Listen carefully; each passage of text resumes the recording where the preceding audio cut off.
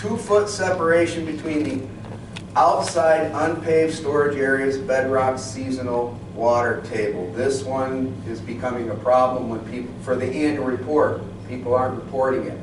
If I remember correctly, of course I've been around for a long time, when you cited your transfer station it was 3 feet. So unless you've removed a foot, you probably still have 2 foot of separation, but we're requiring you to verify that. And then that's getting to be a problem. A lot of people aren't reporting that on the annual reports. Household trash. You're going to notice a lot of these pictures are old. That's because, again, I've been out of the program for a while, and I'm back in dealing with transfer stations, so we will eventually get to some newer pictures. It can be a trailer like this in a little covered area. It can be a building like that. And that's a good one. All right. You're going to see every once in a while that little good, bad, or ugly will pop up. So if you don't know, it'll tell you what's good, what's bad, and what's ugly. This is good. Basically, the trailers down below, people can back in. This one here, hopper trucks can back in, dump into it. A lot of it also depends on what you take. If you get in garbage trucks that got to tip back, you need more room to get the garbage into your hopper. That's a good one. How about this one? It's a compactor. It's got a concrete slab underneath it. It's also a good one. They can pick the litter up a little bit. We're not going to get into that. We're just talking about storage right now. This is also acceptable. If you have this one here, this has the transfer station is far from the landfill, but they provide their own transportation of getting it to it. So they use a packer truck. They also have some containers if the packer truck is not there. This facility isn't operating anymore, but the packer truck is an acceptable way to accept your trash at your transfer station to go to the landfill.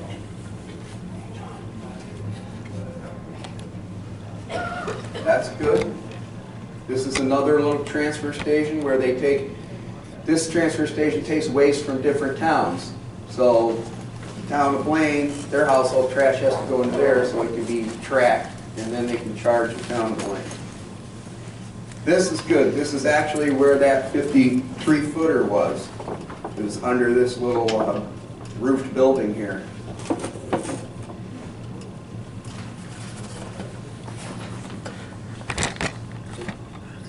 Dave, good, bad? It's bad. It's not covered over. Basically, you're going to get everything in there from bears, raccoons, seagulls. I don't know, you know, it's just, and the other thing is rain's going to go through it, and depending how many holes are in it, you know, is it watertight or is it like your pasta strainer, you know? And it's like a pasta strainer, yeah. You got to get in there and clean them out every once in a while. Get behind those trailers, get behind those compactors. You've got to get in there when they pull. The thing that I tell people is, you know, if you're not open on the day that your hauler's coming to take your compactor, you at least should have somebody there to get that stuff cleaned out from behind there. This is not going to end good. Leachate. This is coming out of the compactor. That's ugly. So now we've got good, bad, ugly. This is basically the problem in between the compactor and where the trash is going. That seal is gone. You got to talk with whoever's provided it to you. If you're renting one, if you own it, it's your responsibility. If you're renting one, it's their responsibility. Bulky waste, C&D. Again, all kinds of ways to store this stuff. You can put it in the trailer. Signs are nice. We like signs. Remember, this was in the county I was doing this, Dave. I remember I put this up and the guy said, yeah, well, every time we make a sign, I see it going by on a 77 Chevy pickup. They were getting stolen and somebody was using them for body work. It happens. Tires, wood, metal, again, that's a nice way. They come in on top. Drop down. That's a good one. This is going to be good. That's good. You got a cover on it, keep it from getting wet. This is, I tell people, I said, you know, this was made by a high school shop. Their little high school shop made this for the transfer station. That's okay because it's covered. This is okay, a little place where they store their shingles. Bunkers, separate everything out. Concrete on the bottom. Nice thing about that is when you get in there, you got something you can clean up really well. Problem with storing demo on the ground is then you got to clean the ground when you get rid of it. Okay, good. That's good. Maybe she could compliment her. Dave, that look familiar? No? That's good. Yeah, they just got started out. All right, this is just another big pile. When they start getting this big, we start asking, how long's it been here? When are you going to get rid of it? It looks good, too. I mean, you're looking at it from here, oh, that looks I good. think that's the... It'll get ugly in a minute. I tried to This get is around not it good. because sometimes people's heads, but then what you gonna do? It's that big wood pile that I showed earlier. On the front side looked real nice. Go around the back side and it starts to look pretty bad. That's just supposed to be construction demolition debris. There was some food waste. There was other stuff in there. This was not good. This ended up being more like disposal. This was behind the facility. Yeah, you had to kind of take a little walking trip to find this pile of shingles, but I found it. Yeah. That's just not right. I don't know how else to put it. You've got to clean your area up after you remove your stuff. Otherwise it becomes disposal and it's ugly. Wood waste. Again, signs, clean wood, nice dumpster, separating it out. A lot of it depends on what you're going to do with your clean wood. If you're going to grind it, it has to meet a certain specification. If it's just going to go to the landfill, it goes to the landfill. Clean wood. Again, the signs. Signs are great. We like to see them. You guys like to put them up. But again, if I remember correctly, I think it was Doug who said to me, yeah, Lou, signs are great, but people can't read them. Yep. Nice little storage area right here on an asphalt pad, back in the corner. The reason it's bad is because if you look at the sign, it's kind of crooked. It says brush only, and that's not brush. No. The brush pile, they burn that so that they get it away from everything. I think it's a little big for burning. Again, your forest rangers are going to talk. You need to talk to your forest rangers if you're doing any burning, because they may want you to keep the pile smaller instead of getting big like this one. But it's still, for storage, it's good. It's on a gravel pad. It's was what? Gee, who's that guy? Who is that guy? That is old. These, I told you, these slides are old. They haven't changed this since I left, you know, when I left. They're all like 2013. Again, pressure treated. Put your scraps in there. That's a good, that may be something just for the day. Some facilities will put a container there where it's away from the actual stockpile area that they're going to, where they put it, but it just provides an ease of somebody just comes in and they can put their stuff there and get out of the facility. And then later on, the employees will take this and put it back, maybe either a bigger container, or if they have a demo landfill, they'll take it to the demo landfill. Wood chips. You don't want your heaters in with your wood chips. You want this stuff separated out.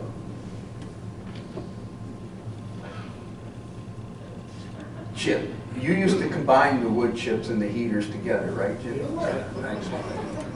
You don't chip any, yeah, I know. Chipping, yeah, I know. A lot of people I've heard that they're not chipping anymore. So, open burning. How many people here do open burning? Some of you still do.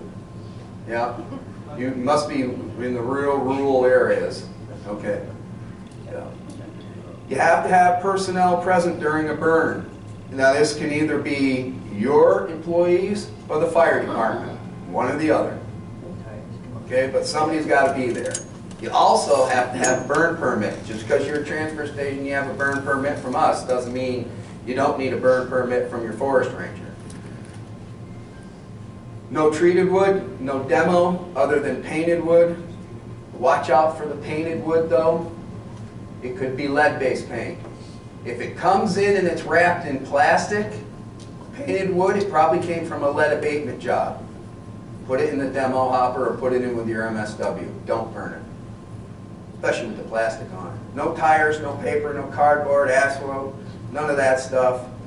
Got to be on a 2-foot pad or concrete, no larger than 625 square feet. You got to have the fire break. And again, you may need more. Depends on your forest ranger. Talk to them. And your forest ranger could give you 2 types of burn permits. They can give you one where it's good for a year and you just got to call in, tell them you're burning, or it may be they want to look at your pile and give you a permit every time. Remove the ash once it's accumulated to 6 inches of depth. And again, it's got to go into a leak-proof container. Now if I come out there, actually I think I've got a picture of one. So this facility had 2 separate burn areas. They had one where they burned, and then they would let the ash cool, and then they had another one where they reaccumulate. So they kept the things separate. And there they are right there. And that's good. We like good. And of course, they kept a little thing over there so that the attendant can see, oh, that's pressure treat, got to put it over here. And then that would go, they had a C&D hopper that was back a little bit further. They would put that in the C&D hopper at the end of the day. And that's good. This gets bad.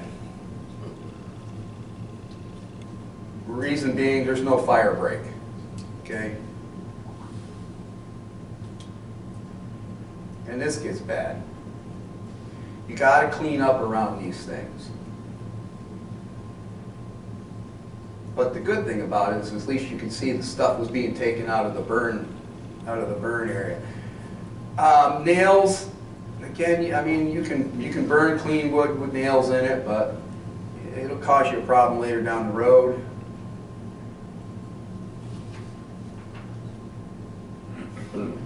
This, if you're looking at it from far away, oh, that looks really good.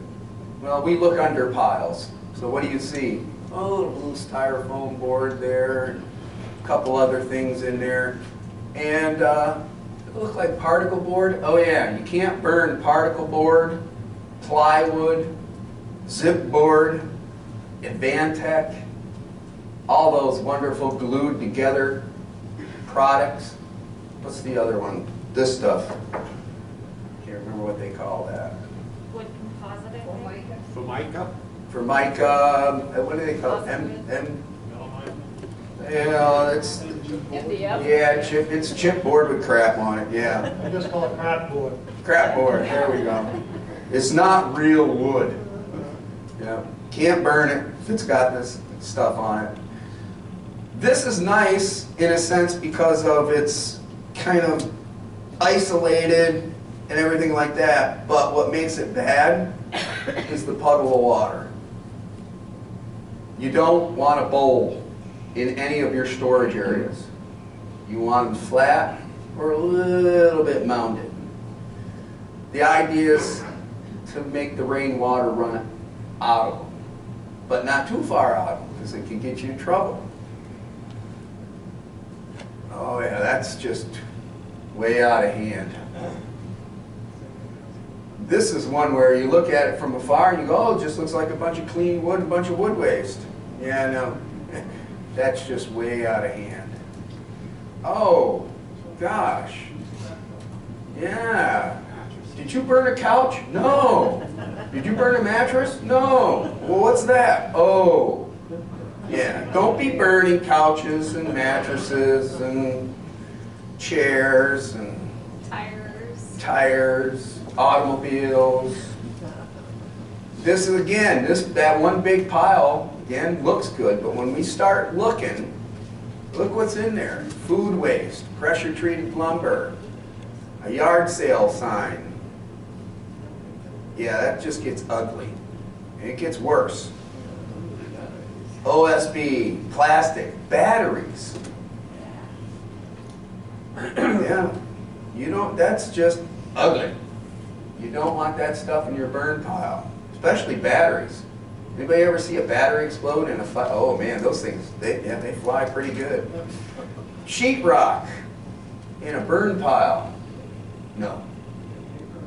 Ugly. It's got paper on it. I love my guys from the county. They're just always thinking.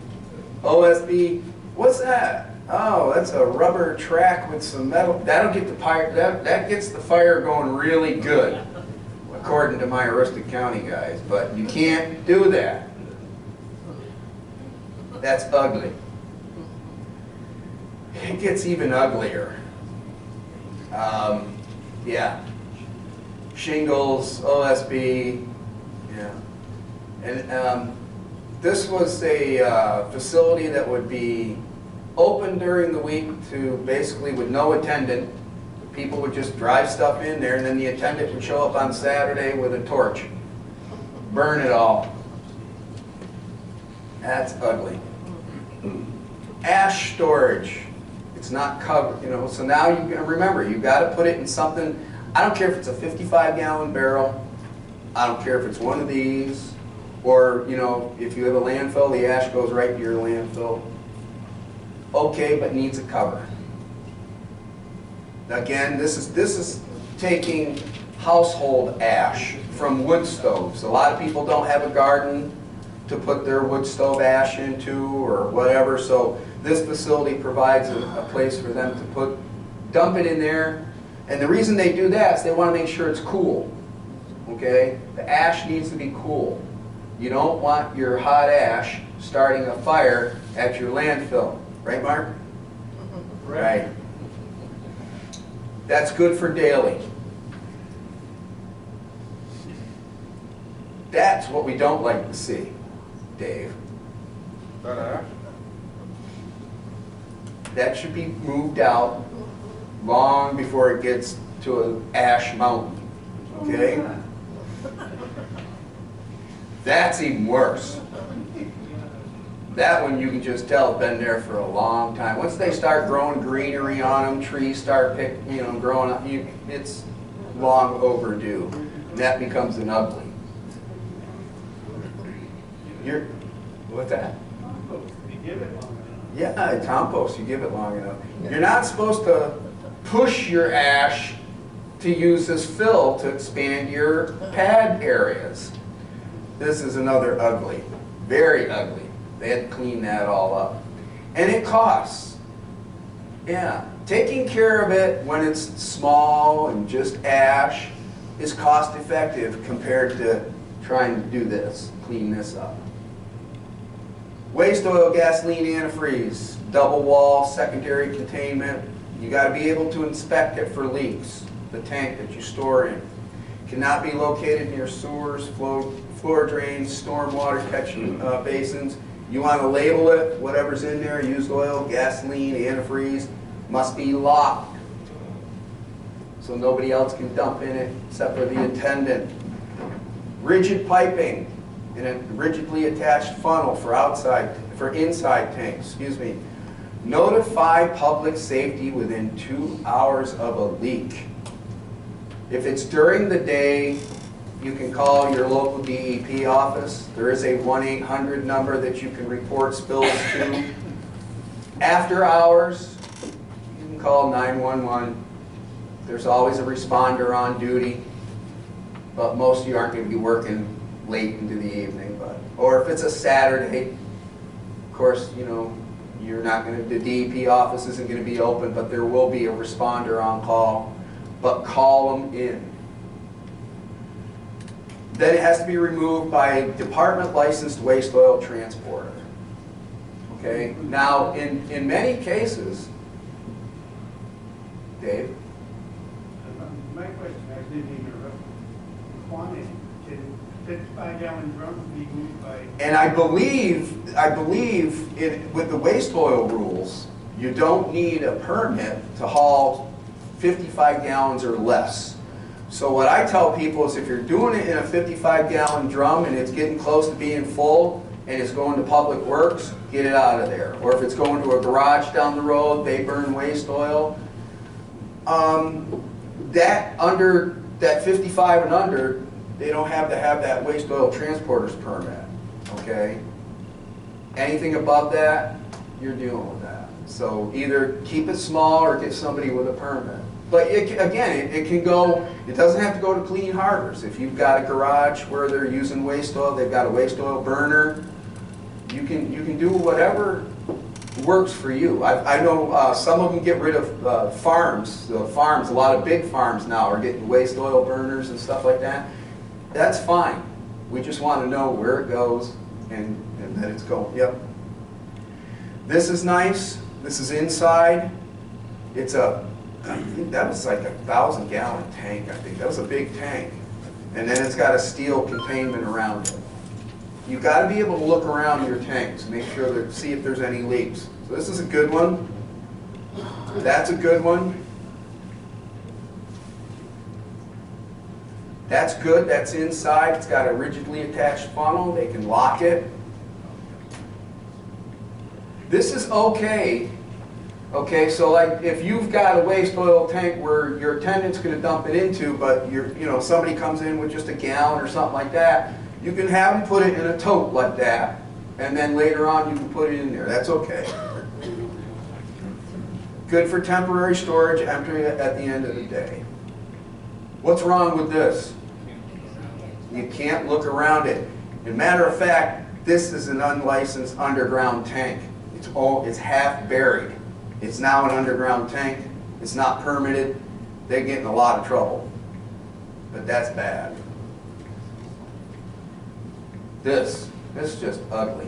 You can't do that. Scrap metal storage. You can go with a container, put it on the ground, do all kinds of things. Again, signs. We like signs. I like the see attendant prior to. I think almost every sign should have see attendant prior to. They want to look for the Twinkie load. Where you got all that wood waste on the inside, but underneath is the tire, the gallon of waste oil they don't know where to take, the dead skunk that they cleaned up that morning and they want to take to you. Outdoor storage, you don't have to have asphalt, you don't have to have concrete. But if you have a dirt storage area, it has to meet a certain specification. It's in our rules. Again, you got to have 2 foot of separation, and you have to verify that you have that separation. That's good. Metal only. That's a good big pile of metal. That one, they've got the concrete walls around it, and dirt. It's good, but again, you're going to have an awful lot of stuff in the dirt after you've cleaned it up. You've got to clean that stuff out of there periodically. It's probably going to end up going to the landfill, but it's what you've got to do. And again, if you remove 6 inches of dirt to get that 6 inches of stuff out of there, put 6 inches back. Because if you've already verified your 2 feet, you take that 6 inches out, you want to put 6 inches back. So, trailers, they're always good. That's better. A lot of people have a contract with AIM. AIM gives them a trailer, picks it up. That's good. It's just easier. This is okay. These refrigerators are probably sitting here because they're going to be, the Freon's going to be removed. You want to keep them separate. You can have an area where the ones that have, have had the Freon removed, you can put them over here. But the ones that need to have the Freon removed, you can put them closer to your facility. Again, it's on a pad. This is nice. Boy, it seems to say that there's a facility, I keep saying, Dave, this looks familiar to you? But, that says burn area, clean wood only, refrigerator area. Yeah, the burn area is over here. And the refrigerator, they don't combine the two. They don't burn refrigerators. Right, Dave? Really good. It looks good from way back, but then you get close to it and you start to go, what is going on? A fish tank, a plastic, I think was a basketball, but it's just, this is what happens usually on the back side of the metal pile. If you ever see anybody going to the back side of your metal pile, that's when you kind of maybe want to go and peek around and see what they're doing. Because they might be putting something there that's not supposed to be there. This one allows the attendant to do a little bit of picking to see what he might want to take home, like those bicycles and stuff like that. It's bad because it's just overflowing. This is really bad. It's just hard to distinguish what the heck is going on here. Again, the pad's got grass growing on it. It's not a really good pad, so it becomes ugly. Yeah. Look, it's not so much the metals, but look at the dirt that's in the berms around it. See the stuff? Those ended up having to go to the, that whole berm ended up having to go to, because they just took and pushed them up, all that metal and dirt up over the years, and that ended up all having to go to the landfill. That's an ugly herb. Scrap tires. That's okay. That's okay. That starts to get bad. There's no fire strip around it. It's up against the woods. Those tires catch on fire. Those woods are going to catch on fire. That's not good. That's definitely not good. Oh, an even uglier one. Let's just put the tires right in the first. Inert materials. Inert materials are brick, concrete, porcelain, dirt, rocks, cured concrete. Toilets can be inert material as long as you take all the, the stuff. Yeah, the valves and the plastic seat and all that stuff off of them. But you can use it as fill once you crush it up and everything like that. If you need to expand your burn area or something, talk to us and we'll let you. But that's okay, except for, again, take the toilet seats off, the valves out of them. Now, I'm going to be coming back to, this one looks good because of the concrete, the storage area looks good. And that's why I say storage area is good. But in a minute, I'm going to come back to why that looks ugly. Don't mix your brush in with your concrete and stuff. It just creates a problem. Now, that pile I showed you where the storage area looked good had these. Anybody know what that is? That's asbestos. Yep. Or what a lot of people said, oh no, that's slate. No, that's not stone. Slate is stone. That's asbestos. That's transite asbestos siding. Very costly. And that was in that one where the storage area looked good. That, I think, was 2013, close to $3,000 to get, I got to show you that. There it is right there. See, there's not a whole lot there, but it was still almost $3,000 to have an abatement company come in and clean it all up. Okay? So that's one of those ones, just don't do that. Know what you're looking at. Yes, Beth? The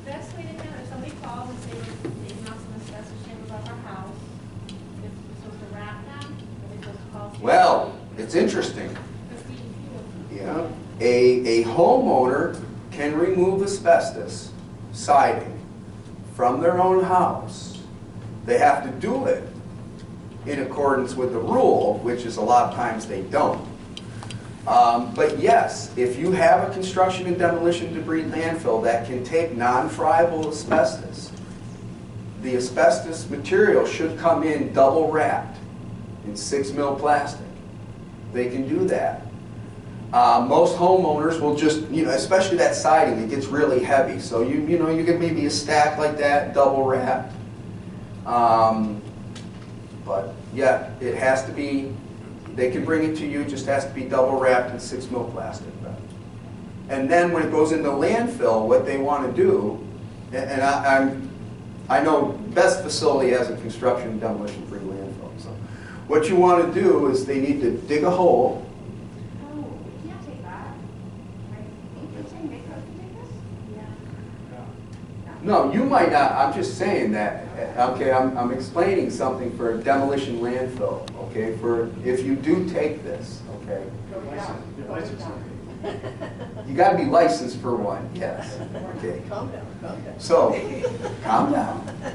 Case, special case. Calm down. Okay. So if it's going into a landfill now, all right, it can go into a construction demo landfill if it is permitted. All right. You want the landfill operator to dig a hole. You want them to place the material in the hole the best as possible because you don't want them to destroy that plastic wrap. Then it needs to be covered over, but you also want to, if you have a GPS, which, if you stand on there, you want to know the location of where you buried it. Because if you ever have to go back and re-dig in your landfill, you don't want to be digging up this asbestos. Okay? So first, it's got to be, your landfill has to be permitted to take it. And a regular construction demolition debris landfill can take non-friable asbestos. Okay? If you're permitted. What are we doing here? Leachate litter control. Minimize your generation of leachate through washdown, dry cleanup. On-site disposal leachate is prohibited without a DEP approval. Now we do have some landfills in the state of Maine that do spray irrigation of their leachate. It's permitted. You got to have a big area to do it. Okay. Periodic cleanup of litter along the roads, the transfer station within the facility. You got to get out and pick the stuff up. Springtime, coming out of winter, which is what, August in the county, right, Dave? Yeah. That's why, again, I don't hassle. Mark knows that. I never bothered the big landfills up in the county, about litter until at least June or July, because it just, first off, the snow stays till June or July. Second off, it's pretty darn windy up that place. Now this looks good. And then you get a little bit closer. Looks good from there. There's the leachate. Can't have that stuff running out. That can create a violation. And the violation is usually unlicensed discharge, especially if it goes to a stream, a swamp, a culvert that leads to a water body. Yeah. That's really just ugly. Okay. You know you got a problem with your unit. You got to fix it. Same, that's ash. Ash can also create leachate. You got to make sure that that stays where it's supposed to go. And there it went. Right out of there, just keeps going. And on the back side of that's a wetland. So, and that's exactly where it was flowing. This is a compost pile, but it's turned into a compost pond. You don't want your compost pile doing that, being a pond. Because it leads to that. And that's, if it's going to a wetland, stream, or anything that runs towards a surface body of water, that's unlicensed discharge and it'll get you in trouble. That's an oogly. This is a nice setup facility, MSW hopper, compactors over there. C&D is the one that's covered. Tires are over in the little sand pit on the other side. It's a good rural facility. A little bit of litter. You want to pick your litter up. Yeah, this just got out of control. That all ends up having to go to a landfill. It's just they again, would get rid of the big stuff and whatever. A lot of times what happens with these is, this is the commingled stuff in the metal pile. The guy comes in, he cherry picks the metal that he wants and he leaves it behind the crack. Well, you can't let it accumulate. You gotta get rid of it every once in a while. It's an ugly. Waste exclusion. No hazardous waste. Know what your hazardous wastes are. You can't take them unless you're approved, and then only waste specifically approved. So things that would fall into that category would be things like waste oil, antifreeze, those types of things. You know, special hazardous waste exclusion plan. If you don't have one, we have a template in Chapter 400 for you to follow. Steel, however. Batteries. That's good. They're separated out. That's not good. That shouldn't just be sitting right there.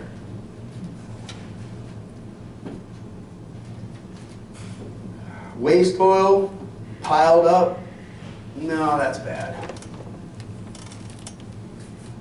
You cannot treat your own hazardous waste. In other words, you can't take that Coleman can that was in the pictures before that and dump it into your wood chips that you would put to your burn pile and then set on fire. No, you can't do that. Okay? That was a fine. Universal waste storage. Again, all kinds of ways to do this stuff. Buildings, little signs. There's another building. It's okay to put the TVs outside during the day. Before you go home, get them inside. So that's good because they're off to the side, they're out of the way. This is another thing they had set up there where people could put their universal waste in that box and then it was taken inside. TVs, I have mine under a cover on the side of the building. I have a lean-to. Is that acceptable? For my electronic waste, I have it focusing on pallets. Oh, I was going to ask you. They're in totes, did you say? Yeah. They're on pallets. Yeah, on pallets and totes. Are they getting wet? No, they're covered. They have a lean-to. Are they able to get knocked down or anything like that? No? I'm the only one in here. I'd have to take a look at it, but it would probably pass, yeah. You know, the main thing with universal waste is that the one thing that they like, no matter how it's stored, is you want to be able to air out. If it's in a building or in there's a couple other pictures, but that's good. So say it's in a building like this, okay? You don't know if a raccoon got in that building in the night from a hole in the back side or something, got in there and knocked over a bunch of light bulbs or something. So before you go in your building, what you want to do is let it air out. Some of them, a long time ago, Waste Management Agency or somebody made a bunch of them that, you know, they had fans and stuff, but, you know, they would go out to these rural areas that didn't have electricity. And so the fan didn't work, but it was like, okay, the fan doesn't work, just open the door and let it air out for about 5 minutes, and then go in. Some of them have fans, some of them have lights, but that's a good one, just to put your stuff inside. This is a trailer. They put them in the trailer.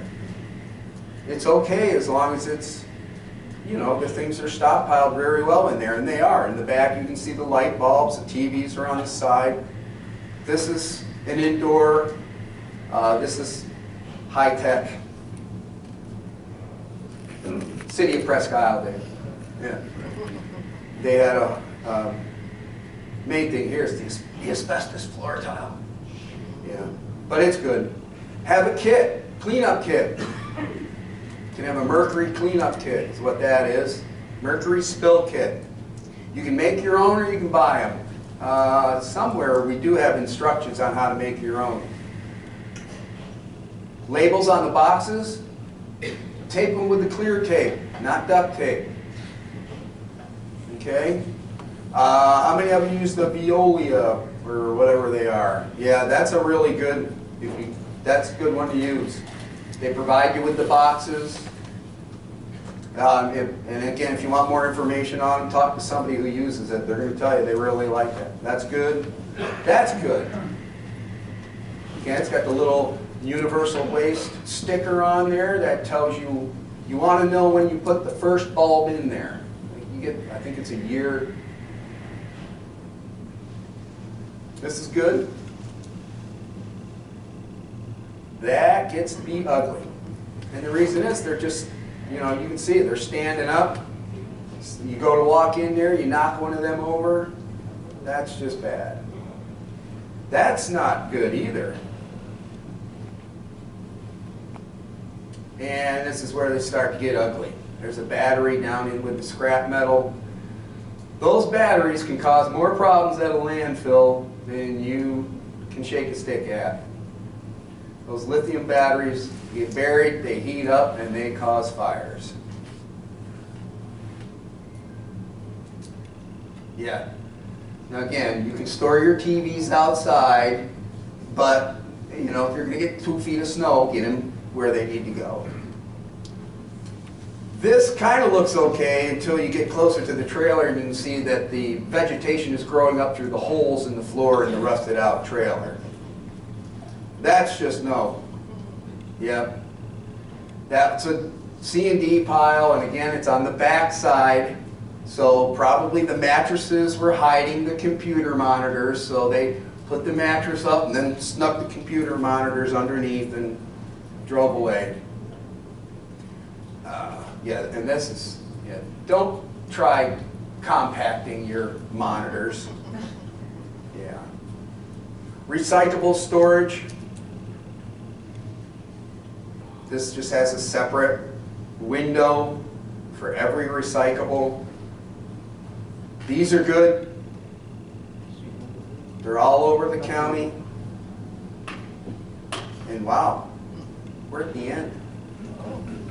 Questions? Dave? Lou, what happened to all the leaded glass? Leaded glass? Yeah, you know, all the leaded glass we've been like shipping out. Is that, what are they doing with that? Is that like, No. You know, for most of you, I know, again, I'm saying I got 28 years. I've been out of the transfer station part of the DEP for almost over 5 years. So I just got back in January into the transfer station part. So I'm trying to get, and there's a lot of new people. right, but remember when we were collecting, we were sending out all the CRTs? Yeah. And then it was like this problem with what to do with the glass. It was like 8 pounds of lead, screen. I was just curious whatever happened though. I have to, I don't know the answer, but I can get the answer. Yeah. Yeah. Yeah, because that's part of the, you know, that's part of the e-waste where they send material. So I get Yeah. that information. Yeah. Yeah, they do recycle it. It is recycled. Right, but I think they were recycling it slower than they collected. Yeah, I don't think that's the one to help with. There were a couple facilities that had some storage problems. Exactly. Yeah. Yes. That was just more their own individual problem. Yes. Yeah. Yeah. But the CRTs are getting recycled. I'm not sure where, but I'll get that information. Yeah, only because the people will ask, you know, hey, what happens to this glass? Yeah. You know, I hate telling them, they're right at first, but it's being dust and it's not right. Just kind of curious what they do is. Yeah. It gets turned into, no, never mind. Yeah, so, no, Brian can get me that and I'll get it to you. The main thing that we try to really emphasize in these is if you ever have a question, call your DEP rep, whoever deals with your transfer station, call them first Because sometimes if you call them later, it ends up as an enforcement. If you call us first, we can save you a lot of money and hassle. Because again, I mean, I've been around for a long time. I've seen all kinds of things. I can usually help you do something a lot cheaper or less expensive, let's say, than having to do it an expensive way. But that's what we're here for. We provide a lot of free technical assistance. Hey, Lou? Yes, Mark. Burning plywood, wafer board, chipboard, whatever you want to call it, there's some ambiguity, you and I have talked about this in the past, whether you're allowed to burn it or not. And we actually have asked for an official decision from the department years ago and have never received one. So are you saying now that the official position of the department is Cannot burn it. cannot burn it? Yep. Okay. It's actually, it's the Air Bureau. Well, there was the Air Bureau that was supposed to be Yeah. the condition, but I've never, Yeah, never I'll get seen it. that. We'll get it for you. Thank you. Vera, could you take note of that? Well, I wanted her to hear that. Yeah. There's- It was, whether you were allowed to or not. the thing was, again, until they started making that zip board, I really didn't have much of a problem with just particle board because, I mean, it gets that fire going really well, and that's, you know, you want a good burn, but then Air Bureau, I mean, because I remember having that conversation with you, and I had it, and then, oh my God, Air Bureau jumped down my throat and said no. And I said, well, where is it? Put it in writing, because you talk about pressure treat, you talk about other things, but no, the official has come down, no particle board, no, yeah, nothing. Yes, ma'am. And Lou, the rationale for that is dioxins and carcinogens that get released In the air, glues. correct? Right. Especially these new glues now, like the Advantech, that Advantech, you know, I mean, they're proprietary on what goes in there, Yeah. but again, I mean, I don't know if, I've toured the Huber plant, and they literally have a piece of that Advantech in a jar of water that's been there for gosh knows how many years, and then they have another, you know, and it does not absorb, so it's got some nasties in it. And that's why. Now, because they've come a long way with these new glues and stuff that they're using, and the zip board has a coating on it now. So that's why they pretty much just said no. The old OSB, the real old stuff, I mean, that probably was nowhere near as bad as what they're producing today. Because they're all trying to get it so that it's waterproof, won't swell, you know, and all that stuff. They're all trying to mirror what J.M. Huber has done with the Advantech. So these things are now getting worse and worse. So it's better off just right in the demo, put it right in with your demo. You see it in your wood pile, pull it out, you know. Questions? Yes? Well, also, something to be careful with the ash too is what goes in it could result in hazardous waste ash, which is even more expensive to dispose Yeah, of. we used to well, in the bigger program, we had a thing to tell you how much it was to get rid of ash. I'm gonna mark ash to your landfill, just how much? 100 a ton. Okay, so 100 a ton. Now that's for clean ash. All right? Just think if it was hazardous ash. Kind of maybe double or triple that number maybe. It's really expensive. So if you're burning clean wood, now the way this goes for ash, if you're burning clean wood, you want to at least test it once to show the landfill. If you've never, like, say you're just getting into burning, you want to, okay, we're gonna burn. So what you do is you burn your pile, you get an ash test, because the landfill is going to require, they want to see that. Now, if you're just burning brush, and they see that, and that's all you're going to burn, they're going to say, okay, you don't need to test it again, unless you change what you're burning, because you've showed us your ash is not hazardous. But if you start throwing wood in there, painted wood, whatever, you're going to be testing every time that goes to the landfill. So be careful what you burn. There's a lot of lead-based paint in the state of Maine, a lot of it. And that stuff should not be in your burn pile. But again, you can burn painted wood. And I have seen where a lot of lead-based paint got burned. and the ash still came back non-hazardous, but that had an awful lot of other stuff, because the way they do the test, it's a composite test. They basically just do grab samples, put it in a 5-gallon pail, mix it up. So a lot of times there's this kind of a dilution factor in there from brush to a little bit of lead paint. But my suggestions are just keep the things like painted wood, OSB, Advantech. Keep it out of your burn area if you're going to burn. It'll keep you from having problems. And again, you know, the biggest problem with the burn areas is not so much what you're burning, is if you're burning and you create a nuisance, your burn pile could get shut down. So, you know, that's the other thing too. You want to talk with your forest rangers. You gotta be conscious of your neighbors and stuff like that. So rural facilities don't have that much of a problem. I know there's not a lot of burning down in southern Maine, in the congested areas. But in a lot of the rural areas, they're still burning because they can. Just be smart when you do it, that's all. I got time for one more, Ross? One more. I just want to know is there an inspection process for transfer stations? Oh, yeah. Which transfer station are you with? Marcus can tell you, don't ever ask that question. Winterport. Karen. Karen? Yeah. So how often does the inspection? It's usually once a year. Now, again, can I turn this off? Am I done with the presentation? There, I've turned that off. I can talk loud enough. Okay. So, depending on the DEP inspector, what I like to do is I like to come out in the spring after the snow melt and just see how you are. How much litter is around? How did your piles make it through the winter? How did the facility come through the winter? I may point out a problem, but I'm not going to hit you. I'm just going to say, okay, you got a problem there. I'll be back later.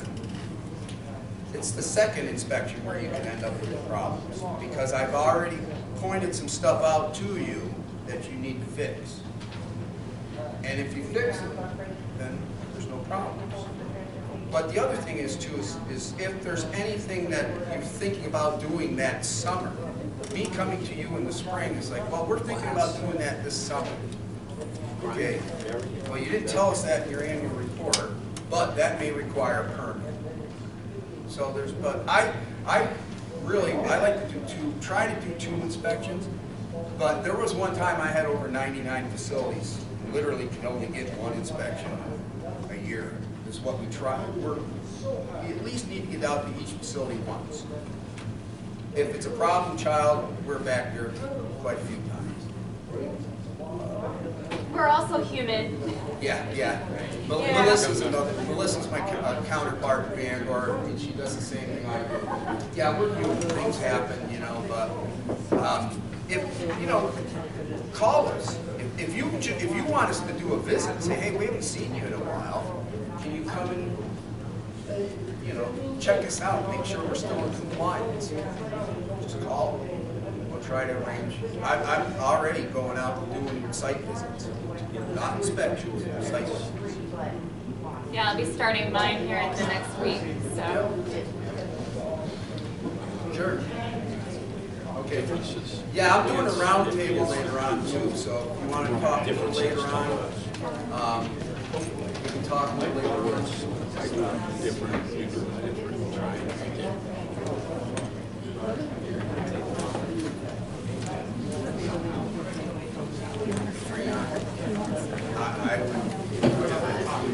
Thank you, Lou.